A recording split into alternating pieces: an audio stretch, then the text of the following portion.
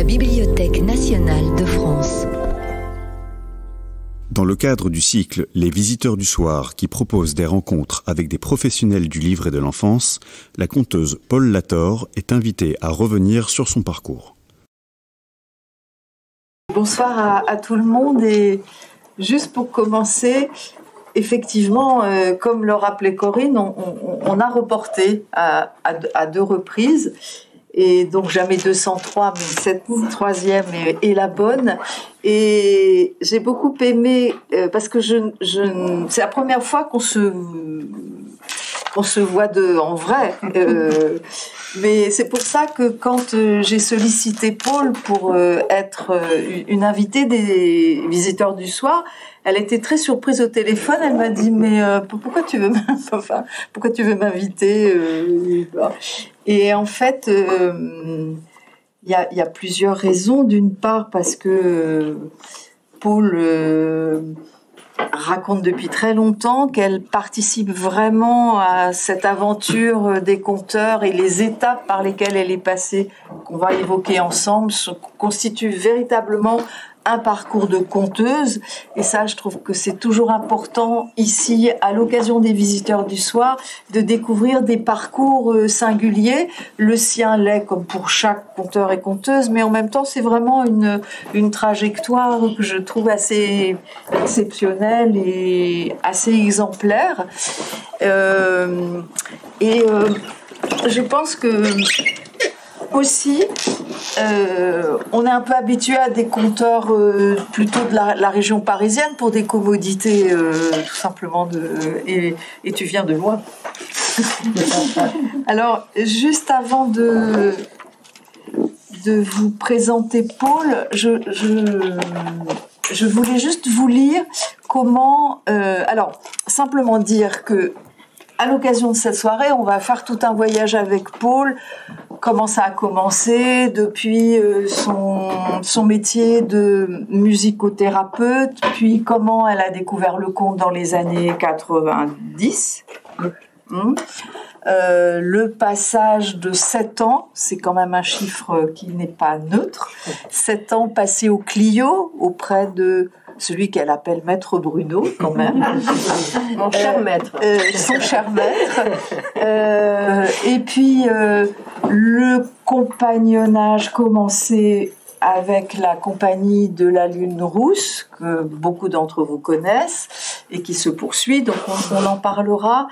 Et pourquoi aussi j'ai pensé à Paule, c'est parce que ne l'ayant jamais rencontré, vraiment on s'est vu pour la première fois à la BNF aujourd'hui, mais il y avait plusieurs raisons aussi, parce que j'avais souvenir qu'à l'époque du Clio, quand Bruno, et on en parlera, souhaitait qu'on puisse raconter la littérature de jeunesse, les classiques de la littérature de jeunesse, je me souviens que Paule était venue à Paris dans ce lieu qui n'existe plus, qui s'appelle la Vieille Grille, où elle était venue pour raconter Peter Pan. Et je me souviens que Anne Kezman, qui faisait partie du théâtre à Bretelles et qui était très liée au Clio, m'avait appelée en disant « Il faut absolument que tu viennes écouter Paule Lator, parce que c'est exceptionnel ». Et j'avais pas pu ce jour-là.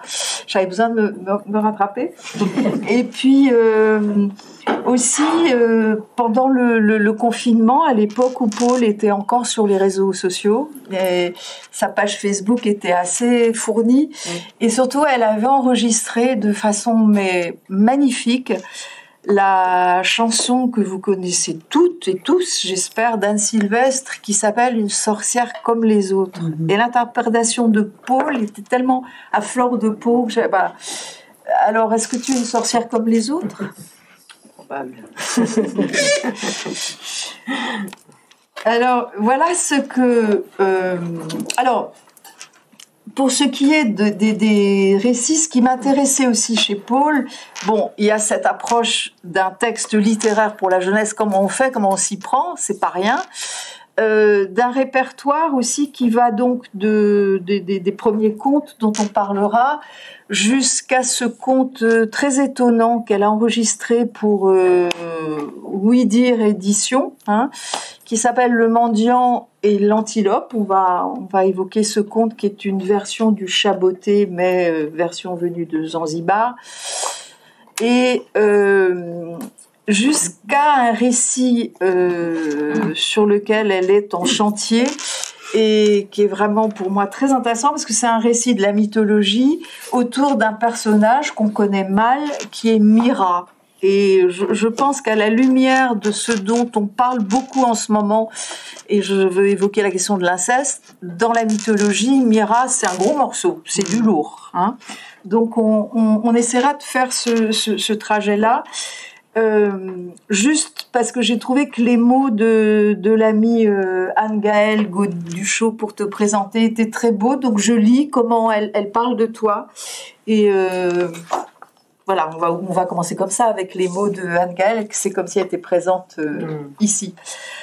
Paul est une passionnée de justice, de justesse, de fraternité et aussi de contes merveilleux. Donc ça va être un beau morceau aussi pour nous ce soir. Travailleuse, militante, généreuse, elle suscite le meilleur chez les autres et exige le meilleur d'elle-même, que ce soit comme formatrice ou comme artiste. Musicothérapeute, musicienne, lectrice, conteuse, elle a une conscience citoyenne aiguë et lorsqu'elle envisage un conte, c'est aussi du point de vue politique. Elle raconte partout en France, mais aussi dans le monde, et on évoquera ce voyage en Nouvelle-Calédonie, et notamment en Algérie, son pays natal, puisque Paul y est né en 1958. Et voilà. En écoutant les interviews faites par la radio, les émissions formidables que je vous invite à écouter, C'est pas pour dire, réalisées justement par la Compagnie de la Lune Rousse, il y avait une phrase de toi qui m'est restée où tu dis « D'une certaine façon, tout est nouveau aujourd'hui et de toute façon, je me suis toujours sentie débutante. » Donc c'est avec la débutante qu'on va débuter cette rencontre. Musicothérapeute, comment de musicothérapeute tu es passé au conte en sachant que tu as travaillé avec les formateurs de base, que sont Catherine Zarcade, Pascal Quéré, Micheline Denoc, et enfin, cher maître Bruno. Hein, comment tu es passée de musicothérapeute à conteuse? En fait, je ne suis pas passée de l'un à l'autre, ça s'est fait presque en même temps. C'est-à-dire que j'ai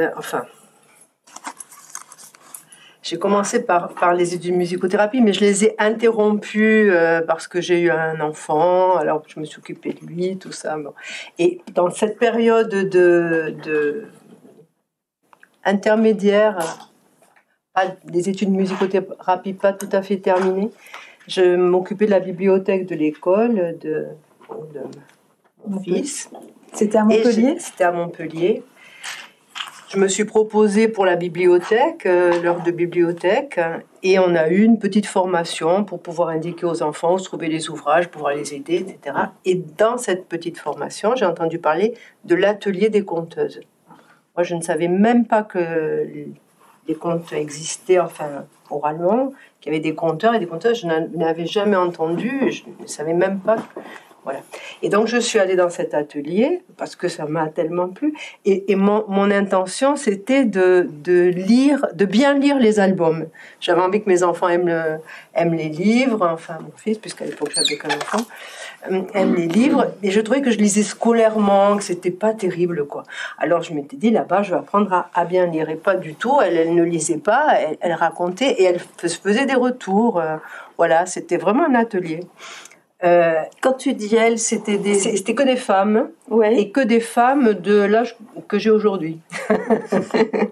Donc, qui étaient maman à l'époque, qui étaient même grand-mère. Enfin, elles avaient l'âge en 90. Elles avaient plus de 60 ans. Donc, toutes ces femmes avaient plus de 60 ans et elles travaillaient ensemble et elles se faisaient des retours. Et alors déjà, moi, j'étais vraiment aux anges. Parce que je passais 1 heure à écouter des histoires, alors vraiment. Et donc, au bout d'un moment, ils m'ont dit, mais tu sais, ici, c'est pas le spectacle, c'est un atelier. Donc, il faut que tu racontes aussi, tu vois. Alors, j'ai dit, ah bon, mais enfin, voilà. Et elles ne m'ont plus vue jusqu'à la fin de l'année, à partir du moment où on m'a dit que j'allais raconter. Moi, j'ai pris la poudre d'escampette. Mais j'avais entendu quand même qu'il y avait un conteur, Pascal Quéré, alors, qui apprenait à compter. Alors j'ai dit, je vais aller voir Pascal Quéré. Parce que ça m'avait quand même tellement plu, que ça m'a donné envie, quoi. Donc je suis allée voir Pascal Quéré, qui avait un atelier. Enfin, c'est vraiment un formateur formidable, qui à la fois donne des outils, qui fait travailler sur la structure des comptes, qui a un côté comme ça rationnel, on va dire, enfin une approche très voire obsessionnelle. On lui doit quand même sur les mille et nuits un travail colossal de repérage. Voilà, mais tu vois, ce travail colossal montre bien qu'il est un peu fou quand même. Oui. Et donc il y avait ce côté très sérieux, un travail très sérieux comme ça, et une folie, quoi. Enfin, je dirais, il y avait les deux, et ça c'était formidable. C'était pas juste c'est ceci, cela, c'est pas ceci, cela. C'était pas ce genre de discours qu'il tenait. Et voilà. Mais pareil, j'avais prévu une histoire. Et ben là, j'ai pris 300. Alors, je ne savais même pas où se trouvaient les comptes. Hein. Donc on m'a dit 365 comptes, Muriel Bloch, d'anthologie basique. Oui, voilà. J'ai ouvert, je suis tombée sur La Belle et le Monstre, qui est le premier conte. Je dis, c'est ça que je veux raconter. Et donc, j'ai voulu raconter cette histoire. Mais je n'ai pas réussi. C'est-à-dire que j'ai à peine commencé à raconter, je me suis mise à pleurer. Et je n'ai plus rien dit pendant 1 an. Mais j'allais tous les mois à l'atelier. Et Pascal ne m'obligeait pas à raconter. Et alors, voilà, pour dire que je n'étais pas du tout faite pour le conte. Et puis, un jour, c'est même une de ces femmes-là que j'avais vu raconter. Il y avait un jeu, c'était dans le cadre de l'association. Et elle m'a donné, on se passait une orange et on allait raconter. Elle m'a passé une orange et je me suis retrouvée terrorisée devant des gens qui m'écoutaient, et ça a été, mais je sais pas moi. Et tu leur as raconté La Belle et le Monstre ? Non, alors du coup j'ai raconté, parce que La Belle et le Monstre, je n'y arrivais pas, c'était trop puissant pour moi à ce moment-là. Donc j'ai raconté un autre conte sur un conte de l'Amérique du Sud, sur un arbre, d'où vient l'automne, enfin voilà, ça je pouvais plus raconter. Mais c'était une expérience incroyable, c'est-à-dire c'était tellement fort de parler à des gens, d'être écouté. Enfin, il s'est passé quelque chose qui a... Donc je n'y arrivais pas, je veux dire, je me perdais, c'était très difficile, mais c'était comme pas un Graal, enfin, je voulais faire ça. Voilà, Et donc après Pascal, il t'a laissé partir. Tu restais combien de temps ? Je suis restée 3 ans, et puis un mois après, j'ai raconté quand même. D'accord, tu me rassures. Mais voilà, tu sais, j'ai raconté. Oui, mais en fait, ce qui m'a encouragée à raconter, c'est qu'il y avait une femme dans le groupe assez âgée, qui était là depuis plusieurs années dans l'atelier de Pascal, qui tremblait de la tête aux pieds, mais qui racontait. Et alors j'étais allée la voir et j'avais dit, mais comment tu fais ? Je vois que tu as peur toi aussi. Parce que les autres avaient l'air tellement à l'aise, je me sentais aucun rapport avec elle. Mais celle-là, quand même, je trouvais qu'on avait un petit rapport. Donc j'étais allée la voir et j'avais dit, mais comment tu fais ? Elle tremblait vraiment. Et elle m'a dit, c'est parce qu'un jour j'ai eu plus envie que peur. Et j'ai dit, pourvu que ça m'arrive, pourvu que ça m'arrive. Mais c'était vraiment une chose... prendre la parole en public, et même là, parce que prendre la parole en public quand je raconte des histoires, je les ai travaillées, je les ai rêvées, je sais où je vais. Mais par exemple, faire une interview comme ça, c'est pas facile, parce que parler en public, alors on est entre nous, tout ça, c'est bien. Mais c'est pas simple. Et comment tu passes de Pascal Quéré, donc Montpellier, à Michel Hindenock ? Parce que dans cette association, qui s'appelle toujours l'association orale, qui est une association de conteurs amateurs, ils faisaient venir chaque année un conteur ou une conteuse. Ils ont fait venir Michel. C'est comme ça que j'ai découvert Michel. Pareil, j'ai tellement aimé ce travail qu'il proposait que je suis allée plusieurs années à Chartres. À l'époque, il invitait... Il vivait à Chartres. Voilà, et il invitait des gens qu'il avait rencontrés dans le travail à venir chez lui travailler. Donc, oui, j'ai fait ça plusieurs années. Et quand même, tu racontais un peu... Et je racontais dans le cadre de l'association, parce qu'ils organisaient ça quand même de manière très généreuse, c'est-à-dire que les plus anciens de l'association amenaient une conteuse débutante, un conteur débutant. Et donc, par exemple, je racontais une histoire. Elle faisait tout le reste de la séance, parce que moi, j'avais juste une histoire. Et donc, non seulement on avait l'occasion de raconter, mais on avait l'occasion de voir comment l'autre s'y prenait, comment on était reçu dans les lieux, où on s'asseyait, comment on installait le public, enfin, des tas de choses qui sont très utiles. Et donc, je le voyais concrètement, je la voyais faire. Je voyais qu'est-ce qui ne marchait pas, qu'est-ce qui marchait, Voilà, on en parlait aussi ensuite. Et du coup, ça, c'était un apprentissage formidable. J'ai eu beaucoup de chance de rencontrer cette association. Et puis, tout de même, à un moment donné, j'ai senti que le fait de me présenter comme conteuse amateur, ça me permettait de me cacher derrière ça. C'est-à-dire, moi, je suis une petite conteuse amateur. Et du coup, qu'il y avait un pas, que si je voulais vraiment rentrer dans ce monde qui me fascinait, qui me mettait comme ça, il fallait que je prenne la responsabilité de ma parole, que je ne me cache plus derrière l'association, que je sois payée pour le faire, c'est-à-dire, voilà, que cet enjeu, qu'il y a un enjeu, et que je dise d'accord, quoi. Fallait que je dise d'accord. Et alors après Michel, il y a eu Catherine Zarcat. Oui. Pareil, elle avait été invitée dans le cadre de l'association où tu allais... Catherine Zarcat, en fait, elle est arrivée au moment où je me suis fait cette réflexion. Il faut que je fasse le pas. Il faut que j'y aille, quoi, que je me jette à l'eau. Et je suis allée voir Catherine Zarcat à ce moment-là, parce qu'elle avait à l'époque, auprès de certaines personnes, mauvaise réputation, je vais dire, dans le sens qu'elle était dure avec les stagiaires. Et moi, je me suis dit, je veux aller voir quelqu'un qui est dur avec les stagiaires. Je veux pas quelqu'un qui soit sympa, je veux quelqu'un qui soit... Et donc, je suis arrivée et j'ai dit, je veux devenir conteuse professionnelle. Je me suis dit comme ça, elle m'assassine tout de suite. On n'en parle plus. Et puis voilà, elle me dira, mais non, fais autre chose. T'es vraiment... Et tout au contraire de ça, elle me dit, bienvenue. Alors là, j'ai été très choquée je ne m'attendais absolument pas à cette réponse. Et du coup, ça a été un formidable stage. Donc c'est juste un stage. C'était pas un stage d'une semaine, sur une année. C'était un stage d'une semaine, je ne sais plus où, dans la montagne. Et on se promenait et donc dans ce stage, par exemple, j'ai découvert beaucoup de choses, mais la chose la plus précieuse que je garde, c'est ce que ça fait de raconter en lien avec la nature. Mm-hmm. Parce que moi qui étais tremblant de la tête aux pieds, je veux dire, j'étais pétrifiée, racontée devant Catherine Zarcat. Et elle a trouvé un endroit, la première fois que j'ai raconté dans le stage, elle a trouvé un endroit, je me suis mis près d'un arbre et quelque chose vraiment de cette peur est parti.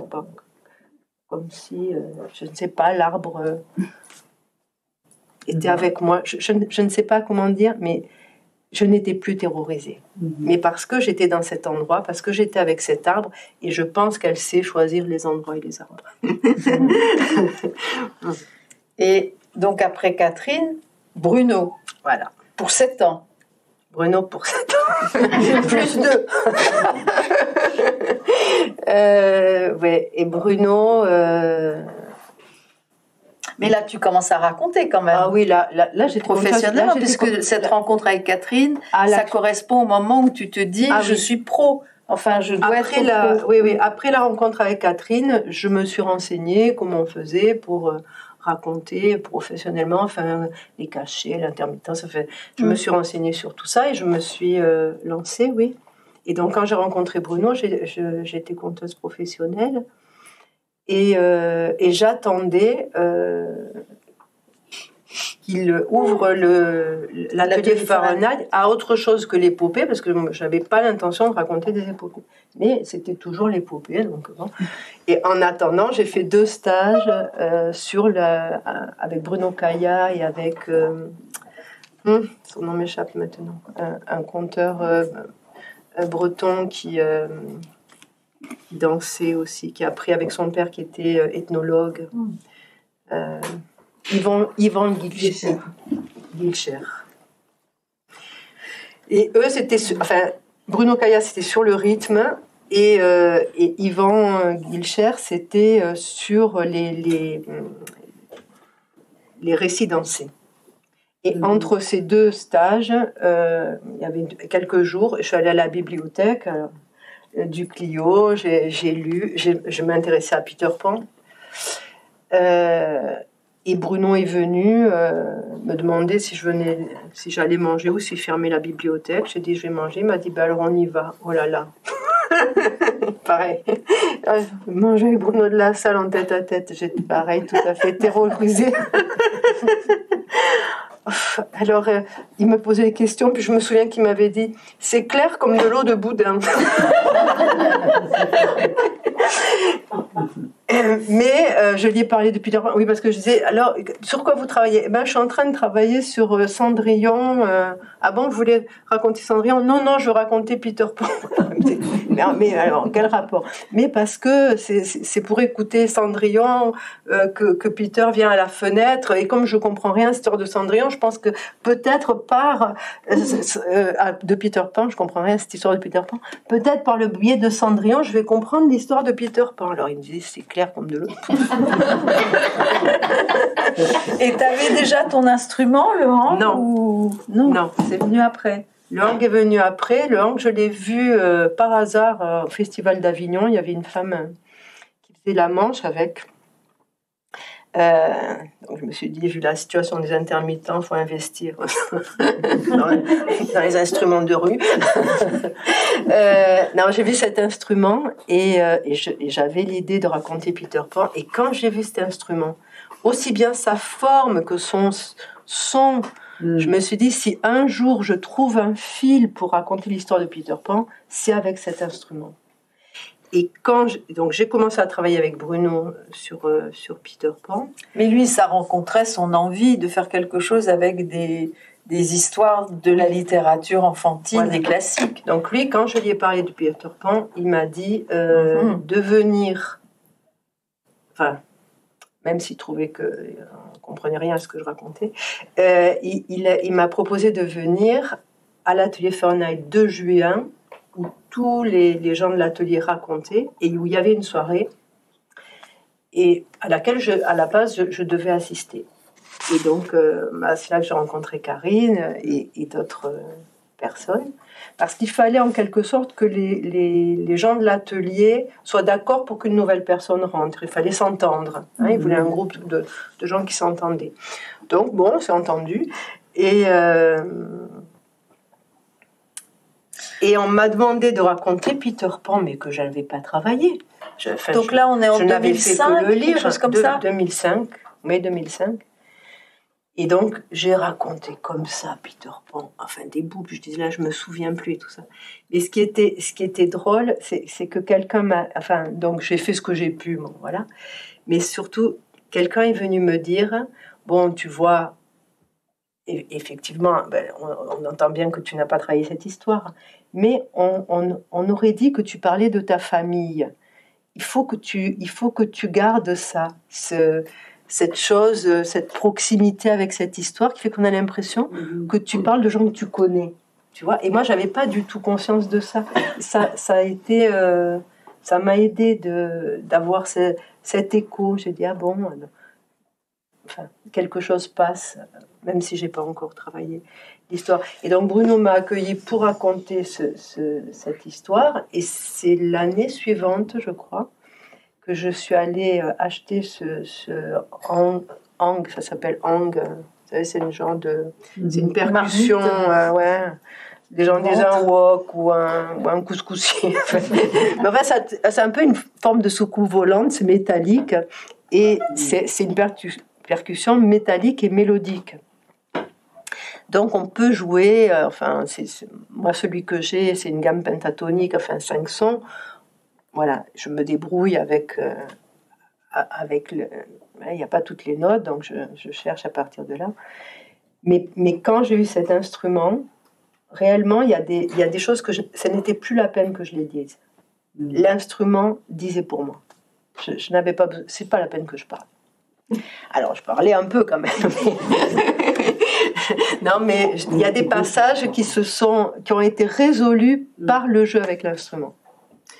Alors, avant qu'on entre un peu sur le pourquoi et ce mystère de Peter Pan quand même, et cette complexité-là de raconter une histoire où il n'y a quasiment pas d'action, je crois que je t'ai entendu dire, avant la rencontre, est-ce que c'était avec Bruno, qu'au fond, tu ne savais pas ce que c'était que l'écriture orale?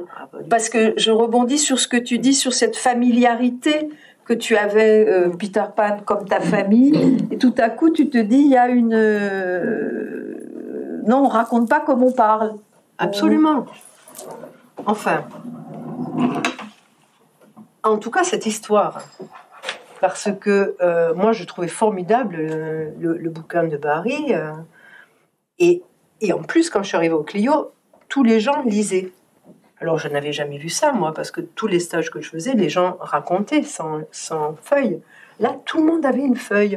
Alors, j'ai dit, ah bon, on travaille bizarrement dans ce livre. Bon, alors, voilà, les gens... Enfin, c'était super intéressant et tout, mais... Et donc, moi, de toute façon, c'était mon intention. Je voulais faire comme un patchwork prendre des phrases... Je ne pouvais pas lire tout le livre, mais prendre des phrases... Et puis faire un montage à partir du texte de Barry, en mettant ce qu'il fallait pour passer d'un endroit à l'autre, mais vraiment garder le texte de Barry. Et donc je faisais ça, et Bruno me disait, ça ne va pas, c'est pas oral. Moi, je ne voyais aucune différence entre ce que je proposais et ce que proposaient les autres. Je ne comprenais rien, quoi.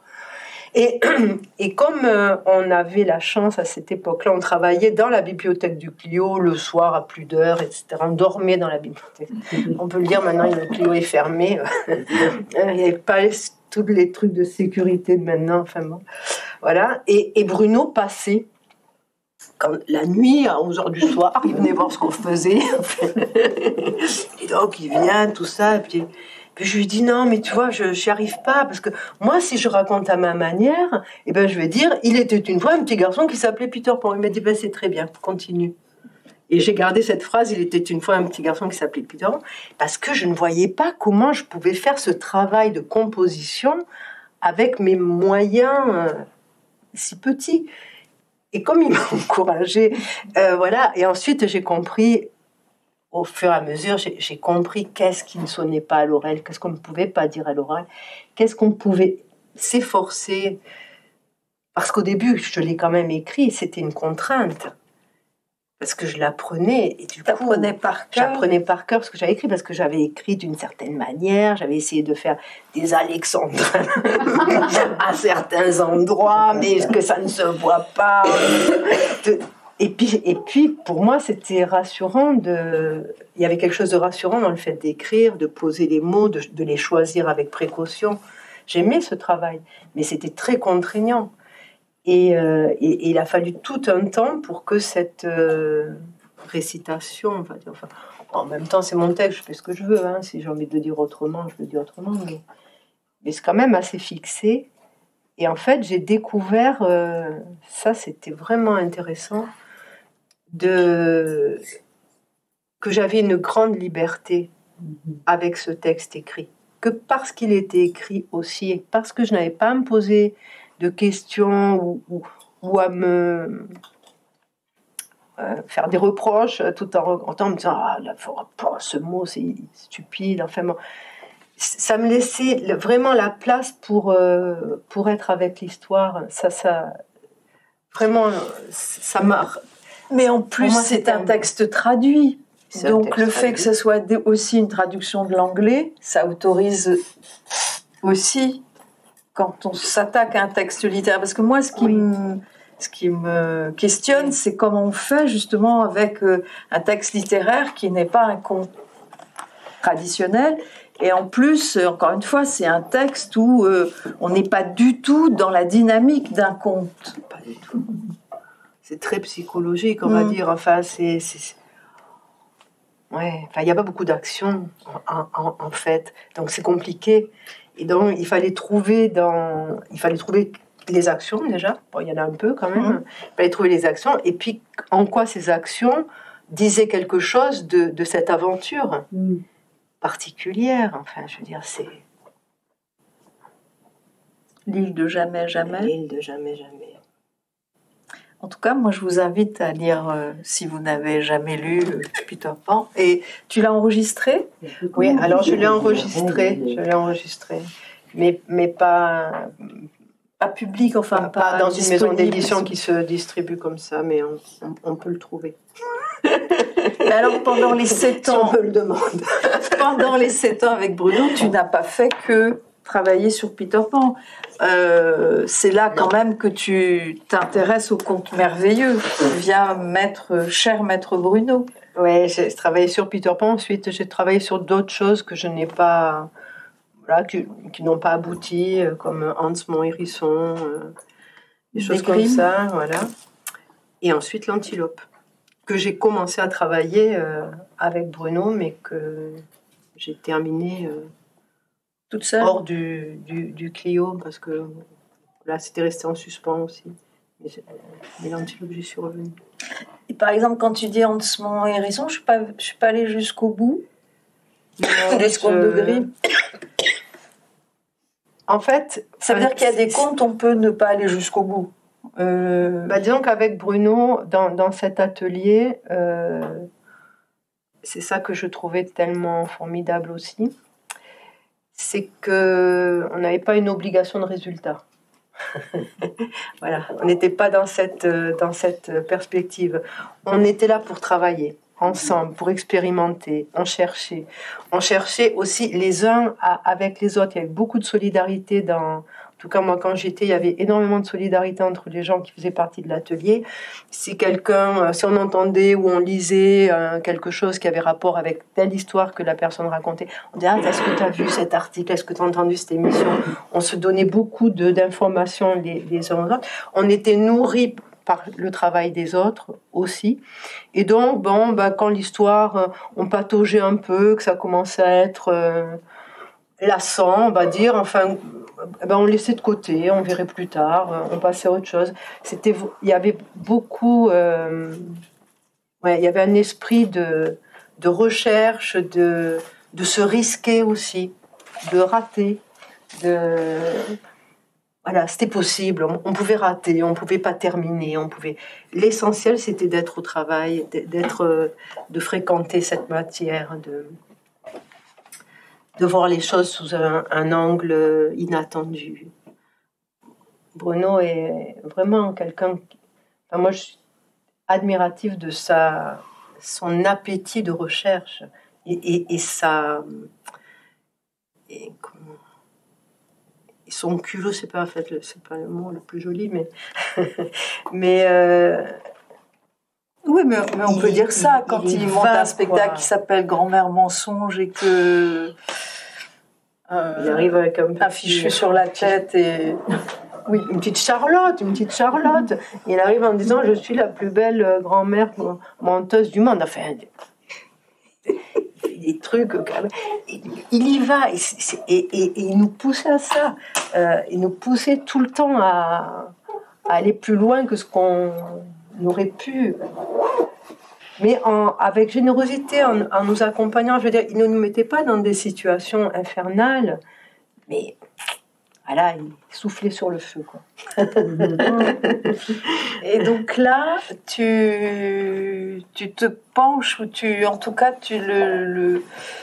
la marmite, c'est celle des contes merveilleux.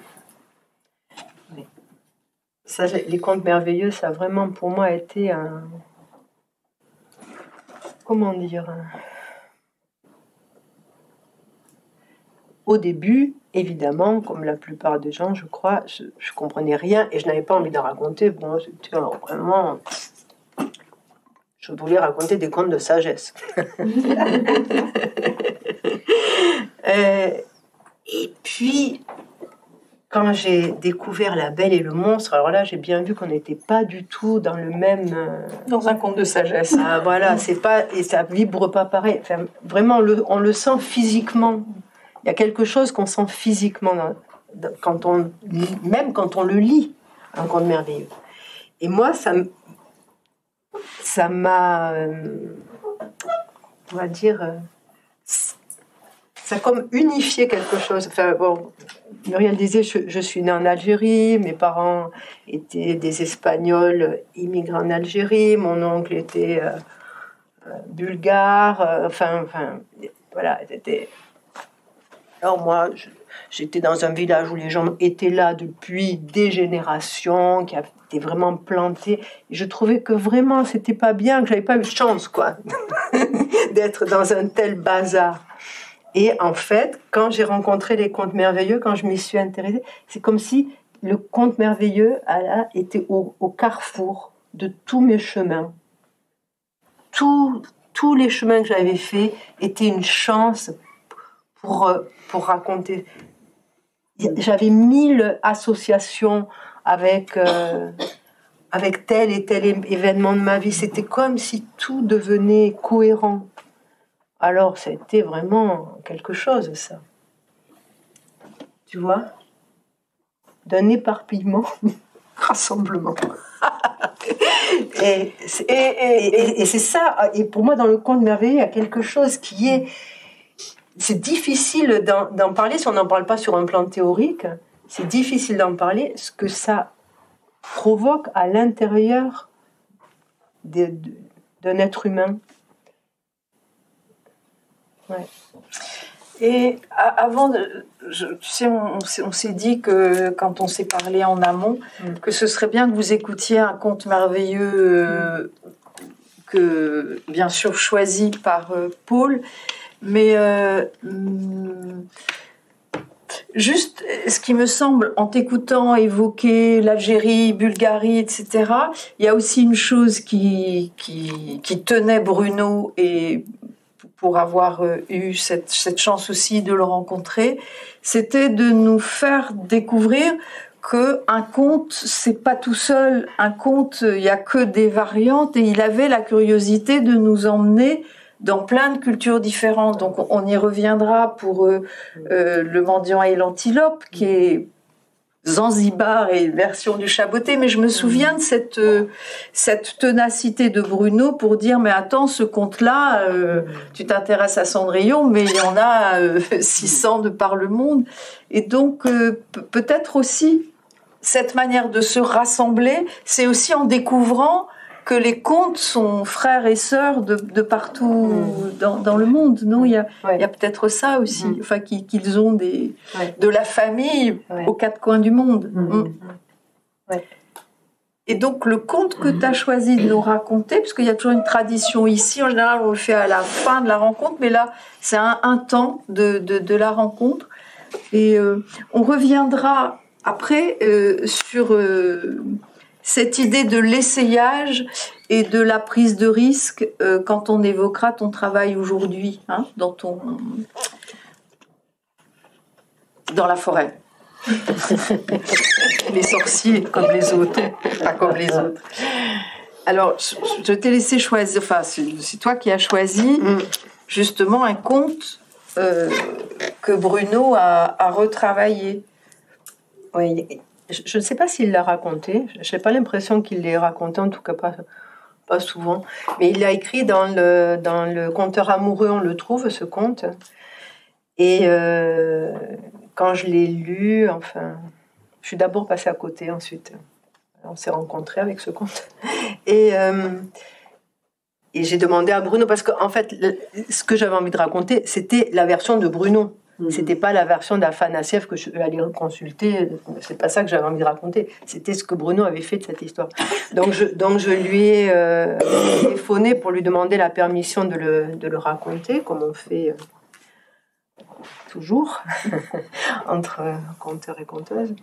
Et il m'a donné la permission. Et surtout, je lui ai demandé si je pouvais ne pas réciter son texte, c'est-à-dire s'il m'autorisait à changer certaines choses qui passaient pas bien dans... Non pas que je n'avais pas envie de faire une autre version, d'être originale, ou de m'approprier son conte, que je déteste cette expression, s'approprier. Oui. C'est pas du tout, mais simplement que ça n'allait pas dans ma bouche. Voilà, juste ça. Est-ce qu'il me donnait l'autorisation de changer quelque chose? Et il me l'a donné aussi. Donc, voilà. Qui est une autorisation d'évidence avec les contes, d'une certaine façon, à partir du moment où on ne fait que raconter, et à chaque fois, on fait ce travail de... Oui, mais si tu veux, dans la version qu'il a fait là, il y a vraiment beaucoup de lui. Donc, alors, on va l'écouter, puis on va, si toi, tu peut-être après... faire le lien avec, quand tu dis la version d'Afanassiev, mais la version de Bruno... Ah ben oui, enfin... Mais la version d'Afanassiev, je ne pourrais plus vous la dire, je l'ai oubliée. Hein. Je l'ai lu et je ne sais plus... Juste, ça ne m'a pas intéressé. D'accord. Enfin, disons que le plus beau était dans le texte de Bruno. Alors, voilà. Elles étaient 3 sœurs et elles vivaient avec leur père. Et un jour, le père, avant de partir à la ville, a demandé à chacune de ses filles quel cadeau elle désirait. Et l'une a demandé une robe à volants, l'autre un collier très très brillant. Et puis la troisième, la plus petite, a demandé un plateau et une pomme vermeille. Alors ses sœurs se sont moquées d'elle, un plateau et une pomme vermeille, n'importe quoi, Cendrillon. Et quand son père est revenu, eh ben, il a donné à chacune ce qu'elle avait demandé. Et pendant que les sœurs s'habillaient, se paraient, la petite jouait avec son plateau et sa pomme. Et elle faisait tourner sa pomme sur le plateau et elle chantait. « Montrez-moi toutes les forêts et les châteaux, les îles, les mers, les bateaux, qui sont à l'autre bout du monde. » Et aussitôt apparaissaient les pays, les mondes qui peuplaient ses rêves. Les chevaux, les oiseaux, les nuages. Tout ce qu'elle désirait admirer, elle le faisait apparaître. Et ses sœurs en étaient jalouses. Jalouses comme le sont les enfants, complètement. Un jour, elles ont dit... Tu viens, Cendrillon, on va se promener. Elles sont allées ensemble près de la rivière. Elles ont marché au bord de l'eau avec leur petite sœur et puis elles l'ont poussée. Maintenant, elles allaient pouvoir jouer avec le plateau et la pomme. Mais quand elles sont rentrées à la maison et qu'elles ont dit à leur père que Cendrillon s'était noyé, il en a eu tellement de chagrin qu'il a rassemblé tout ce qui avait appartenu à la petite, ses vêtements, ses souliers, son plateau et sa pomme, et il a tout enfermé dans un coffre. Et bien des années plus tard, un berger passa au bord de cette rivière et il vit un roseau qui avait poussé là, un roseau magnifique, un roseau qui semblait chercher le ciel, et le berger coupa ce roseau, en fit une flûte et souffla. Quelle merveille! Cette flûte parlait. Tu m'as ôté de la terre où je reposais. Tu me portes devant tes lèvres. Tu souffles dans mes eaux blanchies. Que tous les anges te bénissent.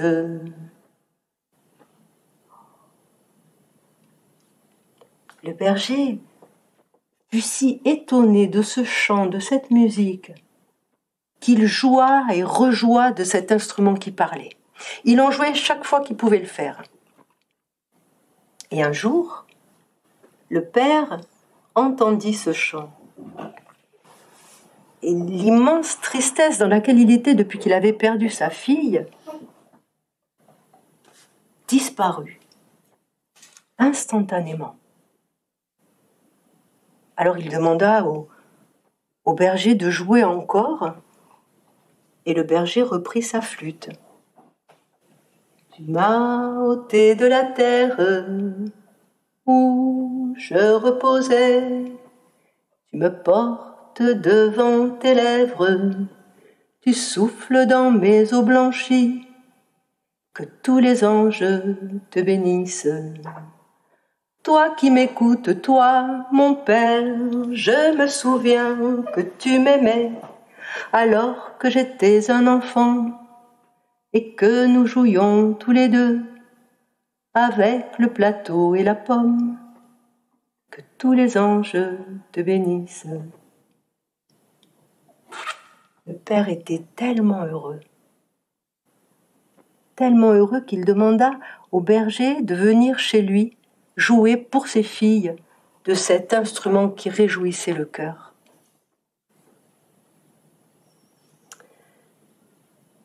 Mais quand les deux sœurs apprirent où le roseau avait poussé et que cette flûte parlait, elles devinrent toutes pâles, toutes tremblantes, assises l'une à côté de l'autre. Elles durent écouter ce que la flûte racontait. Tu m'as ôté de la terre où je reposais, tu me portes devant tes lèvres, tu souffles dans mes eaux blanchies, que tous les anges te bénissent. Toi qui m'écoutes, toi, mon père, je me souviens que tu m'aimais alors que j'étais une enfant et que nous jouions tous les deux avec le plateau et la pomme, que tous les anges te bénissent. Et vous qui m'écoutez aussi, sans pouvoir faire autrement, vous mes sœurs chéries que j'aimais, c'est bien vous qui m'avez tué, qui m'avez jeté dans la rivière, qui m'avez ôté le bonheur de chanter et puis de jouer, le bonheur d'admirer le monde. Mais puisque je peux rechanter, je vous pardonne et je vous aime, que tous les anges vous bénissent. Est-ce que les anges les ont bénis?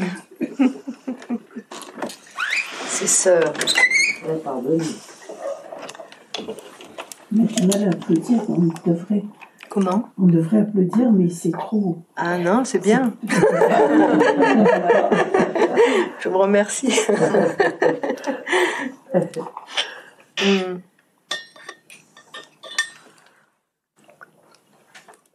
Alors, par exemple, par rapport à Bruno, qu'est-ce qui te... Dans les mots tiens et dans les mots siens, que tu...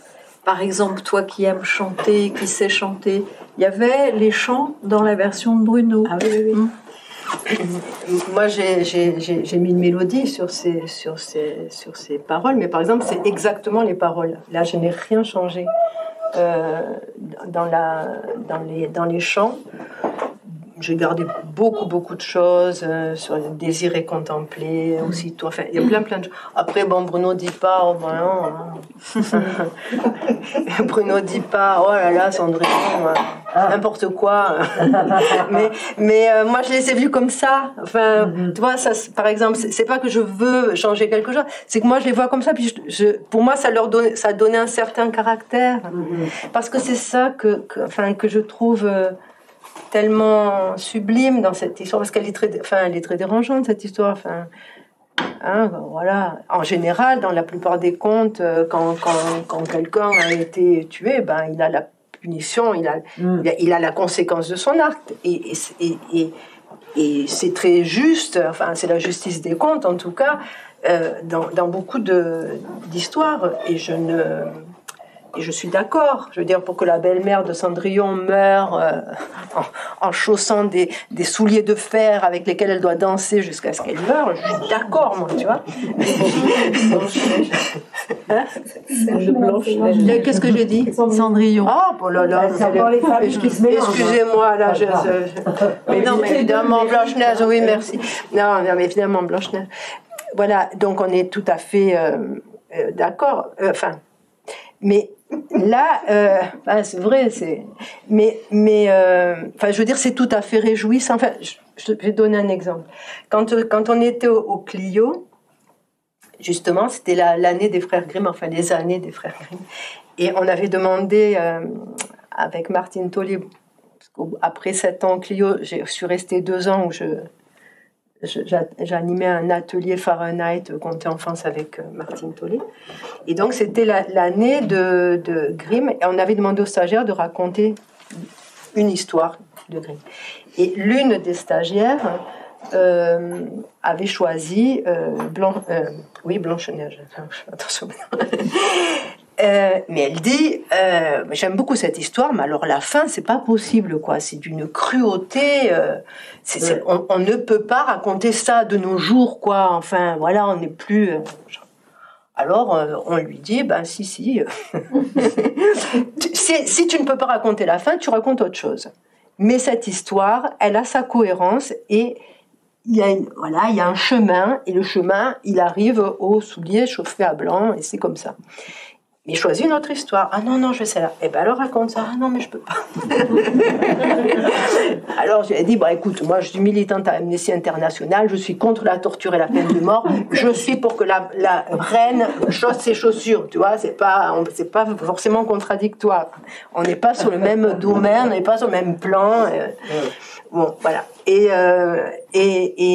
elle avait fini par accepter de raconter ça.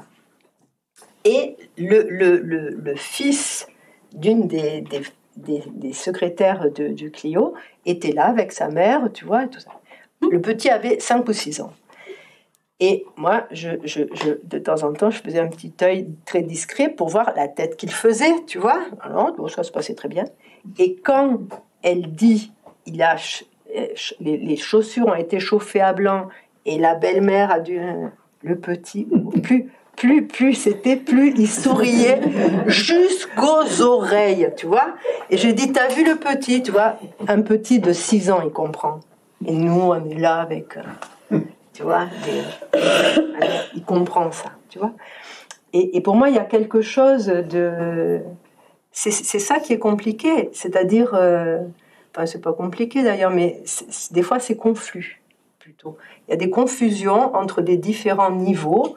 Le fait qu'il est inadmissible que des gens soient torturés, emprisonnés, il y a un niveau symbolique, il y a un autre niveau où il ne s'agit pas de ça.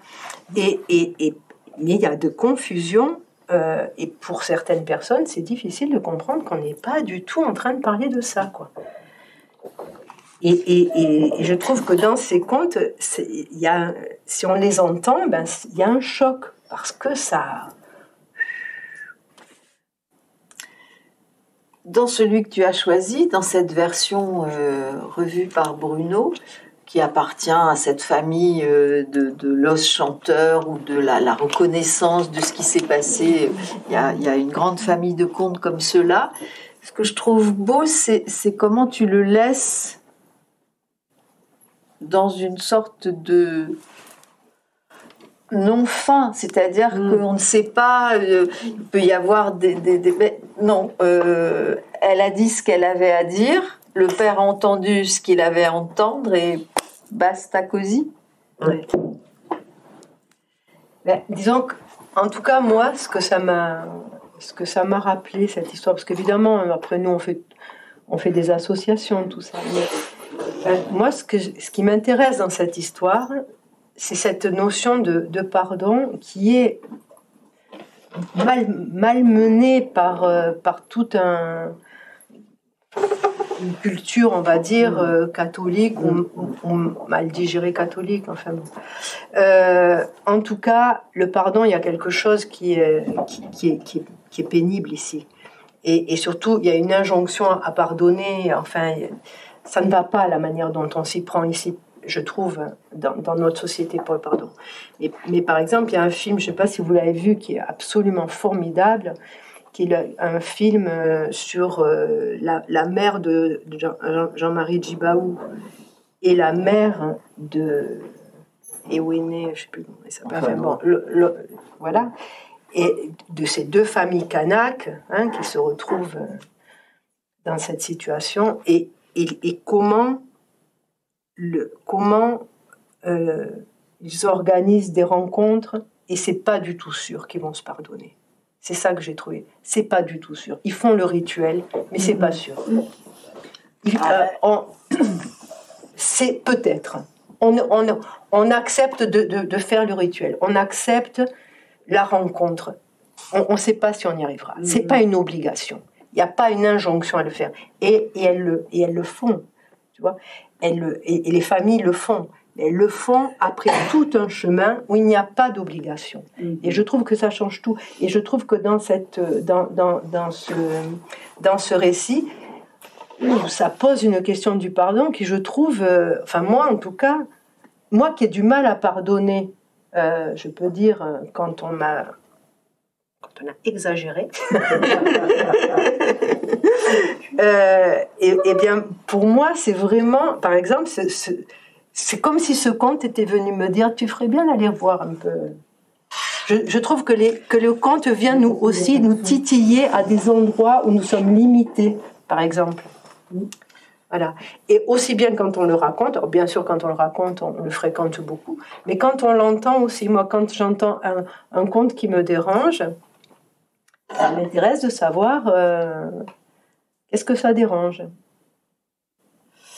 Ouais, enfin, cette question du pardon, tu donnes l'exemple en Nouvelle-Calédonie, mais si on pense par exemple au Rwanda, où les génocidaires et les familles des survivants sont amenés à coexister et à vivre ensemble avec l'idée qu'il faut pardonner, la question reste ouverte de savoir comment on peut pardonner par rapport à l'atrocité des faits. Donc bon, c'est un autre sujet, mais en tout cas...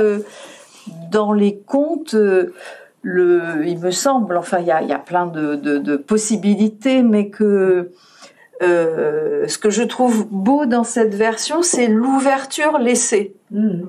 Parce que la question du châtiment qui arrive et qui est nécessaire et pour lequel on n'a pas poussé des grands cris, c'est souvent là. Alors, je rebondis, c'est comme ça, mais sur la Nouvelle-Calédonie, puisqu'on avait dit qu'on en parlerait aussi. Ce que ça t'a fait d'aller là-bas et peut-être retrouver l'Algérie en Nouvelle-Calédonie, ça a été un... Ouais. En Nouvelle-Calédonie, j'ai été invitée à aller raconter là-bas.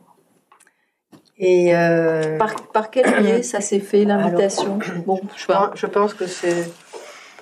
Je pense qu'Anne-Gaëlle avait été en relation. Il me semble que ça vient d'Anne-Gaëlle, qui était allée une année et puis ne pouvait pas aller l'autre. C'était une association qui organisait des tournées de conteurs et qui a arrêté il y a 2-3 ans. D'accord. Donc je me suis retrouvée à faire ce grand voyage là-bas et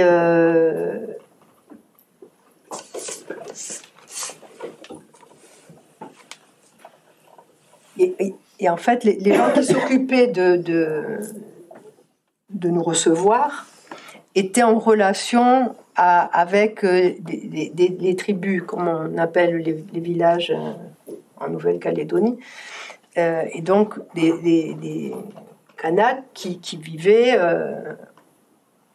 en partie avec leur tradition, leur nourriture, etc. On ne rentre pas comme ça dans une tribu, il y a tout un rituel, voilà, la coutume, enfin, c'est quelque chose de très puissant, et d'assister à ça. Et je te disais, pour moi, les voyages, je croyais que les voyages, c'était une illusion, c'est-à-dire on y allait avec nous-mêmes, avec nos trucs, et que, en fait, ça changeait rien, quoi. Enfin,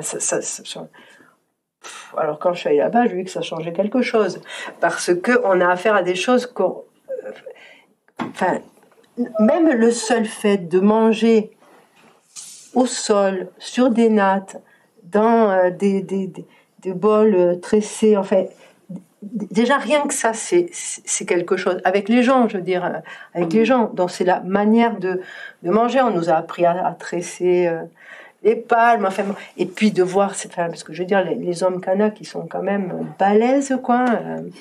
Et de voir ces puissances-là physiques, tête penchée en disant on vous demande à ce que vous acceptez. Enfin, il y a toute une demande, et c'est des guerriers, je veux dire, ces gens, c'est des guerriers au sens noble du terme, je veux dire, voilà, et hop, et là, dans une humilité totale, on demande la permission, oui, il y a un échange, enfin, pour moi, ça, c'était incroyable, et aussi, ça montre des relations entre les gens, des modes de relations qu'on ne connaît pas, et donc ça, c'était très fort, mais bon, je ne vais pas parler de ça plus que l'étonnement, enfin, parce que j'ai passé très peu de temps, je ne peux pas parler.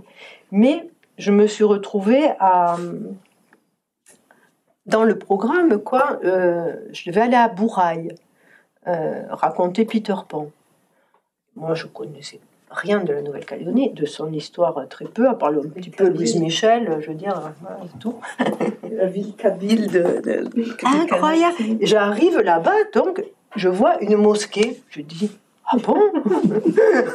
Il y a des mosquées en Nouvelle-Calédonie, ils me disent. Mais oui, mais parce que... Et donc c'est un village, effectivement, d'Algériens, kabyles en grande partie, qui ont été déportés, enfin à peu près à la même période, on va dire, que Louise Michel, enfin pendant une trentaine d'années, des déportations de gens qui étaient considérés comme des délinquants parce qu'ils étaient des opposants, enfin. Voilà. Et donc ils ont créé un village, et je me retrouve dans ce village, moi, tu vois. Et donc je leur dis, mais c'est parce que vous avez vu que j'étais née en Algérie que vous m'avez invitée là? Ils me disent, pas du tout, on ne le savait pas. Et je me suis retrouvée à raconter dans ce village, par-dessus le marché, essentiellement le public, c'était essentiellement des enfants qui étaient d'une sorte d'orphelinat. Donc, je veux dire, dans Peter Pan, je dis, les mamans oublient leurs enfants et tout ça. Enfin, je veux dire, Peter Pan, c'est une histoire d'abandon quand même. Voilà. Et ces enfants étaient à fond. Je n'ai jamais de ma vie eu un public pareil. Ils parlaient. Il réagissait. Oh, c'est pas vrai, il a fait ça. Mais pas du tout ni pour mettre le bazar, ni pour vraiment, ils étaient à fond, quoi, ces gamins. Et donc, ça a été une incroyable séance où j'avais l'impression de raconter avec eux, quoi. Moi, j'ai connu nulle part ailleurs une telle énergie du public. En Algérie, pas mal aussi. Mais enfin là, c'était vraiment spécial parce qu'ils étaient grands. C'était pas des petits, quoi. Ils avaient, je sais pas moi, 13, 14, 15 ans. Enfin, c'était des ceux de la Nouvelle-Calédonie. Ceux de ce groupe-là à Bourail. Donc, voilà, il y avait ça. Et puis une autre chose incroyable qui m'est arrivée là-bas, c'est que on devait raconter, donc toujours dans une tribu, dans un endroit paradisiaque. Et puis, moi, je devais raconter Peter Pan, ça dure 1 heure à peu près. Et puis, le Sylvain Lornier, qui s'occupait de ce festival, vient me voir en me disant, écoute, est-ce que ça t'ennuie de ne pas le raconter? Parce qu'en fait, on ne s'attendait pas, mais il y a plein de gens de cette tribu, des tribus autour, qui ont envie de partager des chants, des histoires, des danses et tout ça. Et du coup, si tu racontes Peter Pan, comme ça dure 1 heure, on n'aura pas le temps. Donc, est-ce que tu es d'accord pour être déprogrammé? Alors, je dis oui, bien évidemment, je dis oui. Mais tu vois, quand tu t'es préparé à raconter et que tu peux pas, même si tu es d'accord pour que les gens le fassent, tu as quand même une frustration, tu vois. Et donc, j'étais un peu frustrée. Alors, j'essayais de faire passer ma frustration. Et donc, je m'étais couchée sur la terre, en Finlande. Et puis, je regardais le ciel comme ça, voilà. Je me relaxais, on va dire. Et d'un coup, je vois ça. Ce ciel, ces palmiers, cette odeur, la mer au loin. Je me dis, mais je suis sur l'île de Jamais Jamais, en fait. Et j'allais voir Sylvain, je lui ai dit merci d'avoir déprogrammé Peter Pan, parce que là, maintenant, j'ai vu l'île de Jamais Jamais de mes yeux. Je l'avais déjà vue, mais là, concrètement, je suis sur l'île de Jamais Jamais, tu vois. Bon, voilà. Et donc ça, c'était des choses comme ça qui arrivaient dans ce lieu. Alors aujourd'hui, les 2 récits que tu tiens à raconter par rapport à d'autres spectacles que tu as créés, c'est d'une part Peter Pan qui continue sa vie, Ouais. et puis le mendiant et l'antilope. Est-ce que tu peux nous raconter un peu la relation que tu as? Parce que dans ma bibliothèque, j'ai retrouvé en fait le livre source qui n'est pas forcément indiqué là, et d'autant que le travail que tu as fait par rapport au conte des nuits de Zanzibar, un conte swahili qui fait 40 pages, qui a une première partie que tu as décidé de zapper. Est-ce que tu peux nous parler un peu de ce conte? Qu'est-ce qui t'a amené à le choisir? Qu'est-ce qui te fait le raconter et comment? Et puis peut-être évoquer cette question de l'enregistrement, parce que moi je ne l'ai entendu que sur l'enregistrement, c'est-à-dire assez polissé, posé, tu vois, il est un peu figé comme ça dans l'enregistrement. Bon, c'est là peut-être une règle de l'enregistrement, je sais pas, mais qu'est-ce que ça permet d'évoquer aussi cette question de l'enregistrement? Qu'est-ce qui t'a poussé à vouloir l'enregistrer aussi? Et comment tu as travaillé à partir du récit du conte lui-même et de sa longueur et de sa complexité pour en faire le récit que tu racontes? Et ensuite, comment tu as travaillé pour l'enregistrement? Donc ce conte, en fait, c'est Bruno qui voulait que je raconte le chat botté, sachant que je ne voulais pas raconter cette histoire. C'est Bruno Alochi, comme tu ne veux pas raconter une histoire, il trouve que c'est intéressant de raconter des histoires qu'on n'aime pas. Et donc je lui avais dit non, rien du tout. Et il m'a dit, mais il y a une version, cherche la version africaine. Et je vous assure que c'est vrai. Je devais faire un tour de conte dans une école. Ils voulaient un conte par continent, quoi. Et moi, un conte africain, j'en avais pas beaucoup. Donc, j'avais pris les bouquins de Ray et Philippe Soupeau et j'avais mis un petit marque-page à l'histoire des 5 continents. Et j'avais mis un petit marque-page à chaque conte africain, voilà. Et je rentre chez moi, donc je les avais en poche, 3 volumes. Je rentre chez moi, je prends un des 3 volumes, j'ouvre à une page et c'était ce conte qu'ils ont appelé l'ingratitude. Ouais. Alors, je me suis dit, alors si tout le monde s'y met, alors... Et donc j'ai commencé à travailler ce conte, et ce conte m'a beaucoup plu quand j'ai trouvé, parce qu'elle est résumée chez Philippe Soupault, là elle est dans son intégralité. Donc il y a une première partie qui est une forme de Cendrillon, on va dire, mais qui n'a pas qui est très compliquée parce qu'elle est pleine de références culturelles et voilà. Et puis elle n'a pas de rapport avec la suite en fait, parce que juste il se marie, sa femme meurt et il devient mendiant. Donc il n'y a pas de lien entre les deux histoires. Donc voilà, j'ai juste raconté cette histoire. Et Bruno, donc tu prends l'histoire chez Soupault. Donc au départ, je lis Soupault. Je comprends que c'est l'histoire dont Bruno me parlait, et je ne sais plus si je l'ai appelé ou comment ça s'est passé, mais en tout cas, on m'indique ce livre. Et donc, dans ce livre, voilà, je trouve. Donc, ensuite, j'ai cherché, parce que là, c'est la traduction française du Swahili. J'ai trouvé, je ne lis pas l'anglais, hein, mais j'ai trouvé une version anglaise qui est et je voulais savoir si le français était une traduction de l'anglais, parce que je me suis dit, si c'est la traduction de l'anglais, et pas du tout. Et j'ai eu l'occasion de rencontrer quelqu'un un homme qui venait du Bénin, je crois, enfin d'une langue où on parle le Swahili, et qui m'a traduit et qui m'a dit, dans la version anglaise, c'est beaucoup plus moralisateur que la version française. C'est pas la peine que tu te fasses traduire la version anglaise, ça vaut pas le coup. Cette version est beaucoup plus proche de l'esprit du conte, parce qu'elle n'est pas morale, enfin elle n'est pas chargée de morale, quoi. Et avec Bruno on travaillait les contes avec une certaine précision, on va dire. Enfin il fallait faire ce qu'il appelait des briques, c'est-à-dire des briques, des paquets, oui, tu as raison, des paquets. Des paquets. Et donc ça veut dire chaque comment on peut dire, chapitre, et même chaque sous-chapitre doit être cohérent lui-même, doit être doit avoir une forme.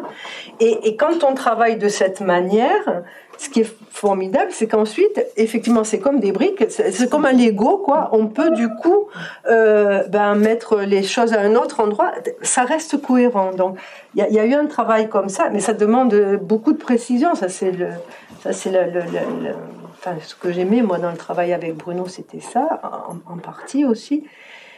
Donc j'ai travaillé cette histoire en faisant des paquets. Est-ce que ça veut dire la raconter en partie, c'est-à-dire raconter paquet par paquet, ou... Eh ben, disons que ce qu'il propose, et par rapport à la question dont tu parlais tout à l'heure de l'écriture orale, par exemple, le fait de faire un paquet, ça permet de dire, toi, savoir que c'est fini. Tu sais que ce passage est fini, que c'est le moment de respirer, qu'il faut laisser aux gens le temps d'absorber ce passage. Aussi qu'il est important de répéter, de résumer. Ça, c'est formidable, parce que, moi, j'ai trouvé ça formidable. Ils ont fait ça, maintenant on en est là. Alors moi, je lui disais, mais les gens l'ont entendu, c'est pas la peine de le redire. Elle me dit, si, c'est la peine de le redire, parce que... Tu veux dire la récapitulation? La récapitulation, c'est-à-dire qu'à un moment donné de l'histoire, quand c'est parce que moi, les deux histoires que j'ai gardées, c'est des longs récits, ils font 1 heure quasiment chacun. Donc, l'imagination de ceux qui écoutent vagabonde. Donc, et tant mieux. Enfin, je veux dire, c'est aussi... voilà. Mais si on est parti dans son rêve, et puis qu'il y a un résumé, il s'est passé ceci, cela, et on en est là, hein, un peu plus finement, mais en gros, c'est ça. Eh bien, si on a décroché, on raccroche et on peut repartir pour la suite. Sinon, on est perdu, on ne sait plus, mais c'était quoi déjà ? Pour moi, ça fait vraiment partie des règles de l'oralité, cette récapitulation. Et c'est très agréable parce que on a bien compris, on est content, on a bien compris. Il y a un truc rassurant dans un long voyage de savoir que on en est à telle étape. Oui, je pense que cette façon d'organiser, cette précision, savoir où on en est, savoir que l'on respire, savoir qu'il faut du temps, que nous aussi on a besoin de temps pour... ça rythme la narration et je pense que ça rythme l'écoute. Enfin, je Alors, dirais par exemple, pour les personnes qui ne connaîtraient pas, une fois qu'on a dit c'est une version du Chaboté, mais c'est un mendiant et une antilope, qu'est-ce qui caractérise cette version du Chaboté où tu dis, moi, la version Perrault, morale, le chat, tout ça, j'aime pas, le personnage est vraiment trop antipathique, c'est vrai. Là, qu'est-ce qui fait que tu flashes sur cette version-là? Oui, parce que moi, ce que je n'aimais pas du tout dans la version de Perrault, c'est que, en fait, pour arriver à ses fins, le chat arnaque tout le monde, quoi. Il dit aux poulettes, venez vous faire dorer les pattes, etc. Donc, il n'en a rien à faire qu'elle se fasse manger. Lui, il a son but. Et voilà, donc je disais, pour moi, c'est Bernard Tapie à faire les... alors, j'ai pas envie de faire sa gloire. Et dans l'antilope, pas du tout. Elle n'arnaque strictement personne. Elle obtient elle obtient le palais pour son maître Alors, en gros, le départ, c'est un mendiant. Et voilà, c'est un mendiant. Il trouve une pièce. Voilà. Je te laisse résumer l'affaire. C'est un mendiant. Dans son tas d'ordures, il trouve une pièce d'argent. Et à ce moment-là, passe un marchand qui porte sur sa tête une cage avec à l'intérieur de petites antilopes. Parce qu'à Zanzibar, elles sont toutes petites, les antilopes. Et il les vend. Il demande combien, une pièce d'argent, il la donne. Et là, il y a des gens bien portants, pas du tout dans la galère comme lui, qui se moquent et qui disent, en gros, ça ne m'étonne pas que tu sois un nu-pied, là, tu trouves une pièce d'argent, il achète du manioc, tu achètes une antilope. Et bien, lui, il dit quand même, mais donne-moi mon antilope. Donc, il prend l'antilope, il s'en va. Et cette antilope va être pourchassée parce que c'est bizarre, une antilope qui s'en va, qui revient. Enfin, il est soupçonné par les gens du village. Enfin, il y a beaucoup d'hostilité autour de ce personnage. Et elle échappe à tout. Elle échappe à la violence des villageois. Elle fascine le sultan dans le palais. Elle le conduit, son maître, dans ce palais. Ensuite, une fois qu'il épouse la princesse, elle part chercher un palais. Elle tue une bête à 7 têtes qui a ce palais, mais qui est une espèce de tyran. J'aime beaucoup ce passage. Le passage qui est présenté comme un dragon, à chaque fois il découpe. À chaque fois tous les dragons, les têtes repoussent. Alors je fais chaque, tu vois, je fais le geste. Et alors j'ai une amie qui m'a dit, mais peut-être pas la peine que tu dises chaque parce que tu fais le geste et ça c'est redondant. J'ai dit mais moi j'adore faire chaque. Donc voilà, elle lui coupe toutes ses têtes, elle délivre le pays de ce tyran. Pour récupérer le palais qu'il avait squatté. Oui. Voilà, c'est un palais qu'il a envahi, tout le monde est son esclave, etc. Enfin, voilà, donc elle, au contraire d'arnaquer, elle met de l'air là dans ce pays irrespirable. Mais pour finir, et donc ensuite ça finit bien, tout est parfait, mais il l'oublie quoi. Et non seulement il l'oublie, mais il ne peut plus entendre parler d'elle. C'est la fin de l'histoire, c'est qu'il ne veut plus entendre parler de cette antilope.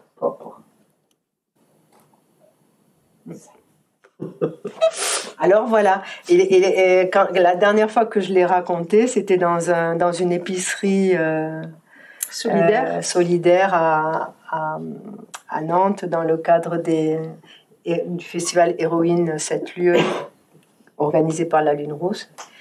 Et il y avait des gens divers et variés. Et il y avait 2 femmes qui ont hoché la tête pendant tout le passage de la fin et qui sont venues me dire à la fin, elle est vraie cette histoire, c'est vrai ce que tu as raconté. Et d'autres gens qui ont dit, oh là là, mais quelle horreur ce gars-là qui est même pas reconnaissant vis-à-vis de son antilope. D'autres qui ont dit, ouais mais enfin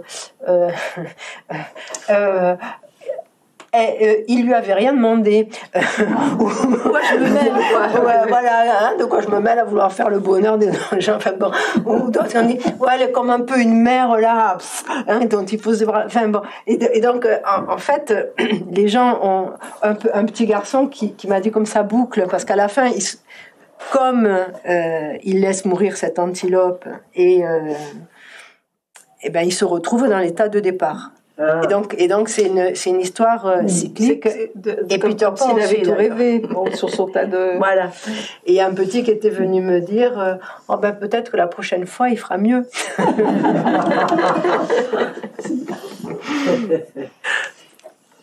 Alors à enregistrer, c'était formidable parce que c'était pendant le confinement, donc pour une fois on pouvait travailler, quoi. Alors ça, c'était quand même bien. Mais ça n'a pas été... Pour moi, c'était très difficile. Parce que, par exemple, Pascal m'a demandé de raconter toute seule. Or, moi, ce conte... Pascal Dubois, qui est donc le créateur et le directeur artistique de cette collection de contes et musiques enregistrés qui s'appelle Oui Dire. Voilà, parce que moi, quand j'ai commencé, enfin une fois que j'ai posé, on va dire, mon texte, et même pendant que je le travaillais, j'avais d'abord l'intention de m'accompagner avec le hang, justement. Et ça n'allait pas du tout. Parce que le hang a une sonorité trop délicate, donc c'était redondant. Là, pour le coup, c'était redondant avec l'histoire, ça n'allait pas. Et donc, je me suis dit, non, il faut une musique qui soit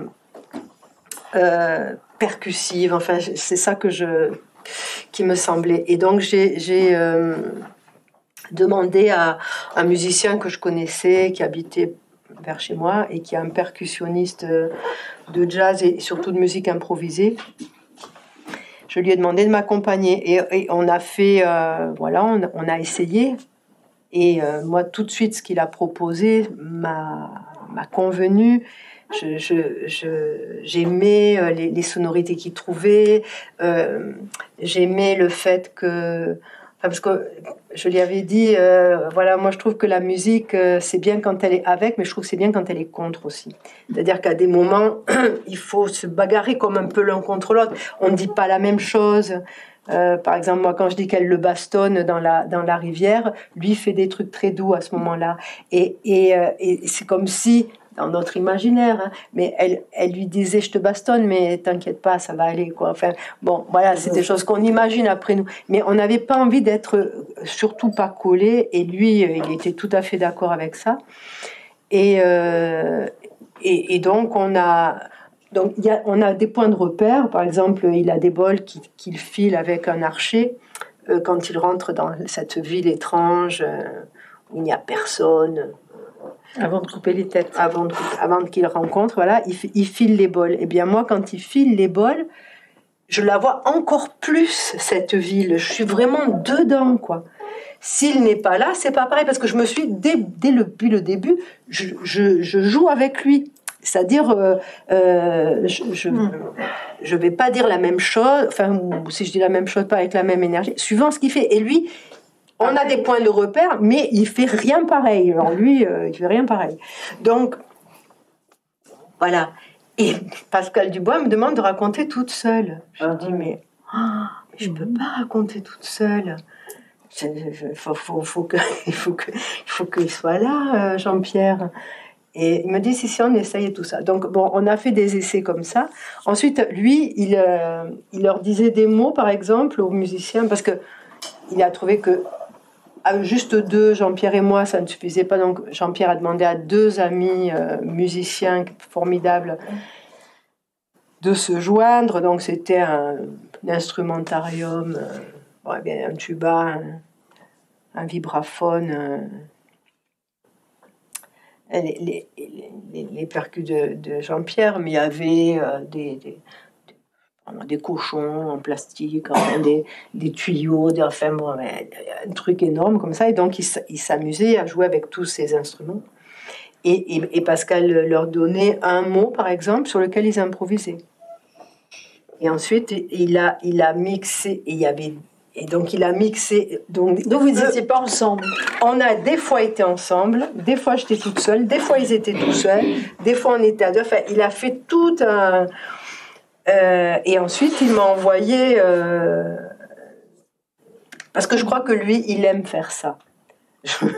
Je crois que dans son plaisir voilà, il aime mixer les choses et apporter sa propre créativité. Il ne veut pas juste enregistrer et diffuser. Il a envie de jouer avec ces matières-là. Donc ensuite, il l'envoie. Et on peut lui dire, enfin, tu vois, moi, il y avait des endroits où, par exemple, je trouvais que le silence était trop long, trop court, ou qu'à tel endroit, il y avait une vibration que... Enfin, voilà, on peut...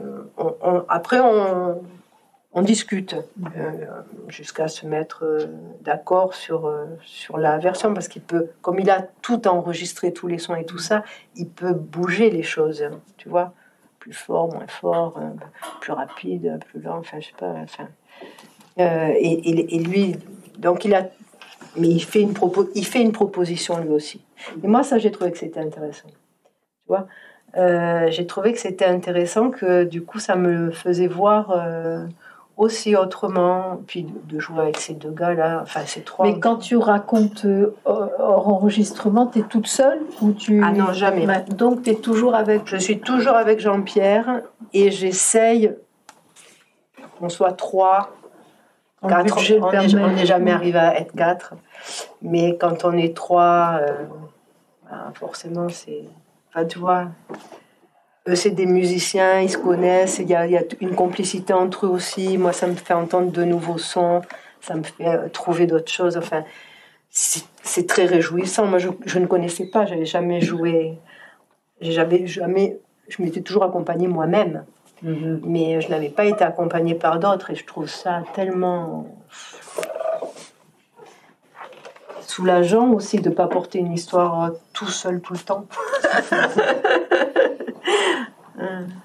Moi, j'aimerais bien qu'on parle un peu de maintenant, sachant que c'est 2 contes, en tout cas, c'est 2 spectacles, Peter Pan, et c'est ces 2-là que tu veux raconter, et plus d'autres choses, sauf si on te...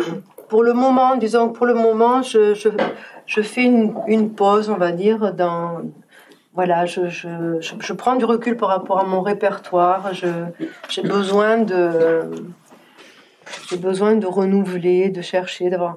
Donc, je ne fais que ça, que ça vraiment. Ces 2-là, je suis très contente de les jouer, donc je peux pas les enlever. Et Mira. Et cette envie de Mira. Et Mira, c'est parti d'une proposition de raconter de la mythologie avec des gens que j'aimais bien, la personne que j'aimais bien, donc j'ai dit oui, mais moi je connais rien à la mythologie. Donc j'ai cherché et je suis tombée sur cette histoire, donc cette histoire de Mira. En fait, donc moi ce que je connais c'est seulement Ovide. J'en suis au début et je vais peut-être dire des bêtises, vous me pardonnerez. Mais dans Ovide, au début, il dit, il a une phrase sur les Érinies qui souffle sur Mira. Enfin, il y a un truc comme ça, quand même. Il faut que tu rappelles quand même qui est Mira, d'où elle vient et... Mira, c'est la fille de je sais plus qui. Je sais plus qui est sa mère. Son père, c'est sa mère, on n'en parle pas tellement, mais c'est de son père. Son père, c'est Cinyras. Oui, c'est un roi. Voilà. Et donc enfin pour moi c'était c'était important ce souffle des Érénies sur elle. Voilà. En tout cas, le résultat de ce souffle, on va dire, c'est que Mira tombe éperdument amoureuse de son père. Il lui propose des prétendants, elle n'en veut aucun. Et quand il lui dit mais quel prétendant, comment faudrait-il qu'il soit ce prétendant? Elle dit comme toi. Bon, lui, il ne fait pas attention. Et puis cette passion la consume vraiment, et devant l'impossibilité d'aimer son père charnellement, elle décide de se pendre. Et enfin, elle veut en finir, elle veut se pendre, et c'est sa nourrice qui a comme une intuition et qui va à l'endroit. Elle trouve la corde, trouve Mira, lui demande, et donc Mira raconte pourquoi elle veut mourir, et la nourrice ne peut pas la laisser mourir. Et elle lui dit, alors je vais t'aider. Et la nourrice va trouver Cinyras et lui dire, il y a une jeune fille qui est fort amoureuse de toi, mais elle ne veut pas être vue, elle viendra la nuit. Il se trouve que la femme de Cinyras est au loin à ce moment-là. Et il demande quel âge a-t-elle, ou je ne sais plus quelle question il pose, et elle lui dit, elle est comme ta fille. Il n'entend pas plus non plus. Et donc, elle rentre nuitamment dans la chambre de son père. Et un jour, il veut quand même savoir quelle est cette jeune fille délicieuse qui partage ses nuits.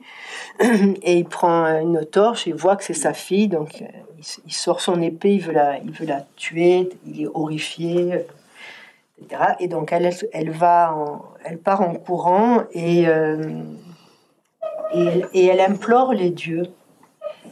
Et elle dit, alors si je raconte cette histoire, un jour, il faudra que je trouve le terme, mais enfin dans le truc, c'est le mot souiller, j'aime pas trop ce mot souiller, mais bon.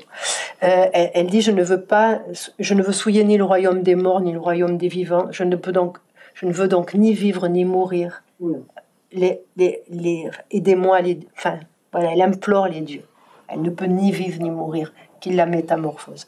Et donc les dieux les dieux acceptent. Ils la métamorphosent en arbre à myrrhe. Elle est enceinte de son père. Donc quand le tronc se constitue, mais s'ouvre, elle met au monde Adonis. C'est pas elle met au monde Adonis, qu'elle pose sur les naïades posent Adonis sur l'herbe et la parfume avec les larmes de Mira, les larmes de myrrhe, qui sont cette résine-là qui est tellement parfumée, voilà, et qui en plus est un des 3 présents des rois mages. L'or, l'encens et la myrrhe. Et qui veut dire parfum. Qui avait un parfum qui servait à l'embaumement des morts dans l'Antiquité. Enfin, il y a vraiment tout un faisceau là autour de la myrrhe. Et voilà. Et ça c'est la version d'Ovide. Ça, c'est la version d'Ovide. Ce qui est intéressant, enfin, on n'a pas le temps d'évoquer ça, mais qui a quand même, comme pour les contes, des versions différentes de l'affaire.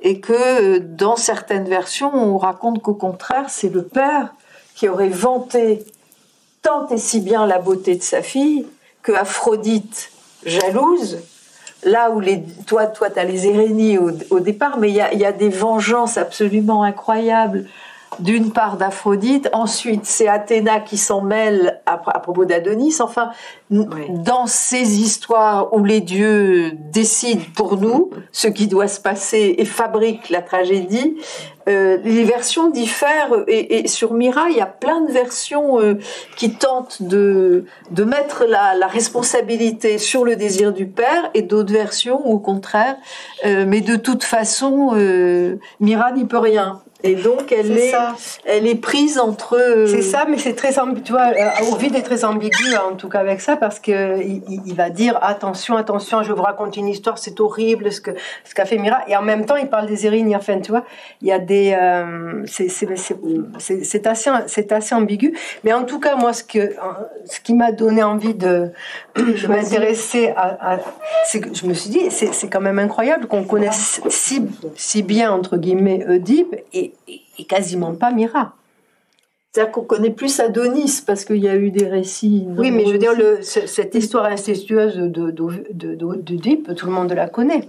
Mira, très peu de gens. Donc je me dis, qu'est-ce qui fait que ça, on ne veut pas l'entendre Alors elle sait que c'est son père, pas moi. Tu vois, elle est prise comme Oedipe, c'est pas que c'est sa mère, mais il n'est pas, je veux dire, pas plus l'acteur, enfin. Oui, enfin, dans ta version, c'est la fille qui... Oui, mais tu vois, c'est compliqué. D'abord, il y a les Érignées, ensuite, il y a sa nourrice. Enfin, on peut pas dire, elle a voulu coucher avec son père, tu vois. On voit bien que ce serait un raccourci. C'est plus subtil. Ça pose plus de questions que ça. Donc, tu t'attaqueras à cette affaire. Pour le moment, j'ai l'idée de m'attaquer aux amours impossibles. J'aime bien ce thème.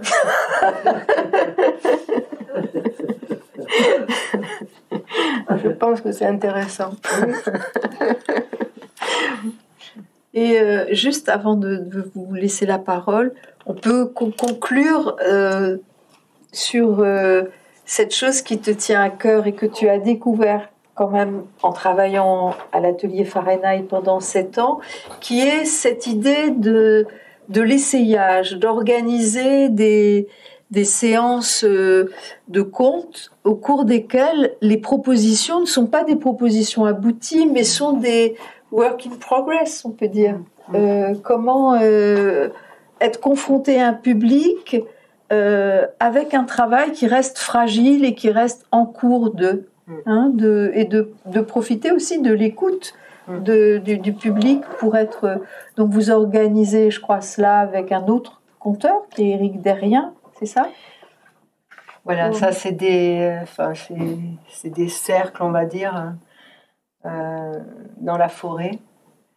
Mais là il y a on mène plusieurs choses en même temps, c'est-à-dire que on est aussi sur le fait qu'il n'y a pas de séparation entre public et conteur et qu'on organise la soirée ensemble, tous les gens qui ont envie d'intervenir avant pour qu'il y ait un fil, enfin pour trouver une cohérence et tout ça. Mais toute personne il n'y a pas besoin d'être conteuse, ça peut être quelqu'un qui a envie de dire un texte ou de chanter. Toute personne qui participe à ces soirées qu'on a appelées soirées sorcières, toutes les personnes sont bienvenues et peuvent dire, ont une place pour leurs paroles. Il n'y a pas de hiérarchie. Voilà, il n'y a pas de... Et c'est pas un spectacle. Ça, c'est très important. C'est pas un spectacle. Et donc, on ne vient pas avec quelque chose qu'on a justement bien rodé. On vient avec globalement ce qu'on ne sait pas faire. C'est un peu ça, c'est ça qui nous intéresse dans ce moment qui est un moment de partage tout simple dans la forêt autour du feu. Mais c'est, voilà, qu'est-ce que je ne sais pas faire et que j'essaierai bien avec vous ce soir.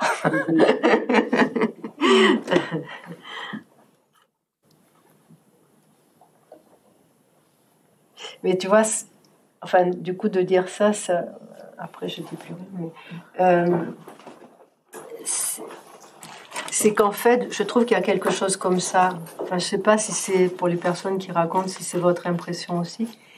Mais moi, j'ai l'impression qu'en fait, ces histoires qu'on aime, elles sont tellement belles, tellement magnifiques, tellement sublimes, qu'on ne peut pas les raconter en fait. On essaye, mais on est petit par rapport à à l'histoire. Donc on essaye, on rate, des fois on réussit quelque chose, on est content. Mais j'ai l'impression que quand même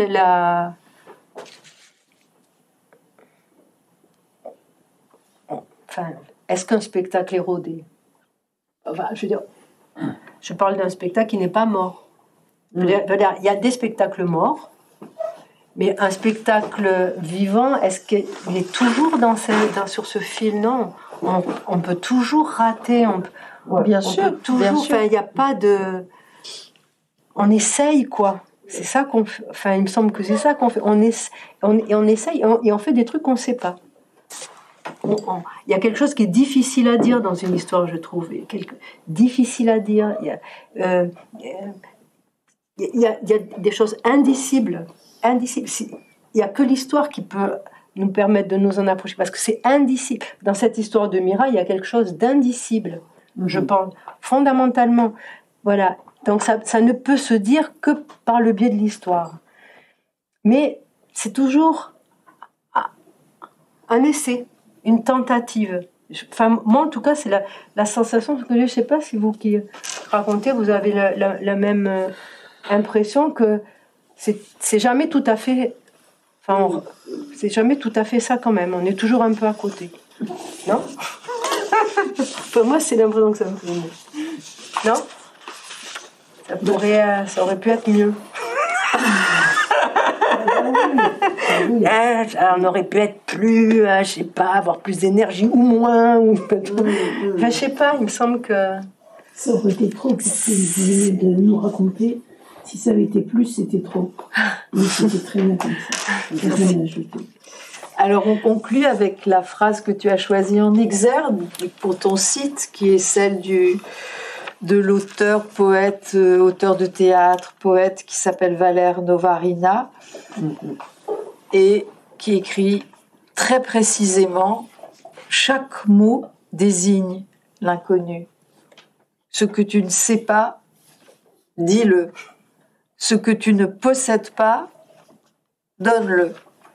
Ce dont on ne peut parler, c'est cela qu'il faut dire. Je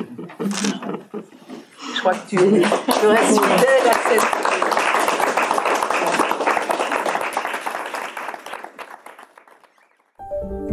Vous venez d'écouter un podcast de la Bibliothèque nationale de France.